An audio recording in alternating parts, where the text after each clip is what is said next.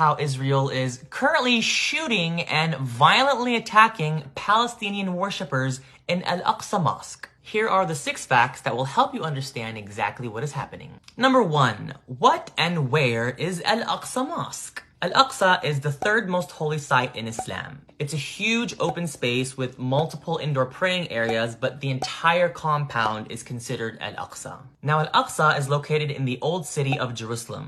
The Old City is basically a huge enclosed city, like a massive fort with only a handful of doors to get in and out. It has housing, marketplaces, alleyways, and religious spaces. The Old City is made up of 4 quarters: the Christian quarter, the Jewish quarter, the Armenian quarter, and the Muslim quarter. Al-Aqsa is located in the Muslim quarter. Number 2, who has control of Al-Aqsa Mosque? Under international law, this is supposed to be the map of the region. This is supposed to be Israel. This is supposed to be the Palestinian territories made up of West Bank and Gaza. And this is Jerusalem. Also under international law and the UN, Jerusalem is supposed to be broken up into East and West Jerusalem. West Jerusalem belonging to Israel and East Jerusalem belonging to the Palestinian territories. Al-Aqsa and the Muslim quarter are in East Jerusalem, so legally Palestine has ownership of Al-Aqsa. That's how it's supposed to be. But in 1967, Israel took control over East Jerusalem and the Palestinian territories, which includes Al-Aqsa, the Muslim quarter, and all the neighborhoods outside the Old City, like Sheikh Jarrah. So because Israel has control over East Jerusalem, Palestinians in the Palestinian territories don't have access to Al-Aqsa. They have to apply for a special permit from Israel to visit, and most of the time, Israel rejects the requests. I have relatives who were born and raised 30 minutes from Al-Aqsa, and they've literally never been. And this isn't just for Muslim Palestinians. Even Christian Palestinians in the West Bank don't have open access to their holy sites in the Christian quarters of Jerusalem. Israel illegally has full control over the Old City and all the religious sites that are in it. Number 3, what's happening at Al-Aqsa right now? It is the holy month of Ramadan for Muslims everywhere right now, and these last 10 days are extremely important, so Al-Aqsa is jam-packed with Palestinian Muslims praying together. 2 nights ago, while Palestinians were praying at Al-Aqsa, Israeli police barged their way into the Al-Aqsa compound with guns and full protective gear and started shooting rubberized steel bullets and throwing stun grenades at the Palestinians who were praying at their mosque. They were just standing there praying. They also threw stun grenades at Palestinians in the marketplace who were also not doing anything. In this clip, the Israeli soldier literally threw the grenade at a Palestinian girl and a woman. Then they broke into the actual mosques, the indoor areas, punching the glass doors down, walking in with their shoes, which is not allowed in mosques. Then they continued to throw stun grenades inside the mosque, indoors, close the doors, and block it so that Palestinians can't get out. This isn't just a random mosque. This is one of the holiest sites in Islam. And they literally treated it like it was trash. This left hundreds of Palestinians extremely injured. One man lost both of his eyes. So what does the Israeli police decide to do? Attack the medical tents. They threw stun grenades at Palestinian medics. So now the medics can barely take care of the injured people. So now there's just hundreds of injured people just sitting there. The Palestinians are recording and posting all of this, and they literally don't even care. So we're all seeing this, and now Palestinians all over are furious. Number 4, what's the connection between the Al-Aqsa attacks and Sheikh Jarrah? Now this is very important. As I said, Israel has illegal control over Al-Aqsa and East Jerusalem. So what Israel does is use the Al-Aqsa Mosque as a way to control the Palestinian people.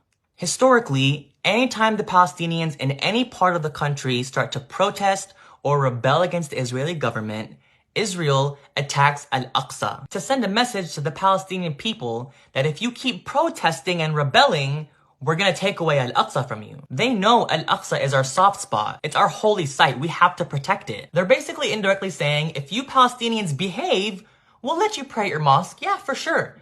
But if you act out, we're gonna attack it and take it away from you. They've been using Al-Aqsa as a tool to suppress Palestinian rights since 1967 when they illegally took control over Al-Aqsa East Jerusalem, and the Palestinian territories. So what does that have to do with Sheikh Jarrah? Sheikh Jarrah is a Palestinian neighborhood in occupied East Jerusalem that's supposed to be Palestinian land. But Israel is forcing Palestinians to leave their homes so that Israeli settlers can move in. And as a result, hundreds of Palestinians have been protesting in Sheikh Jarrah, trying to physically protect the Palestinians who are about to get kicked out of their homes. And what does Israel do when Palestinians protest?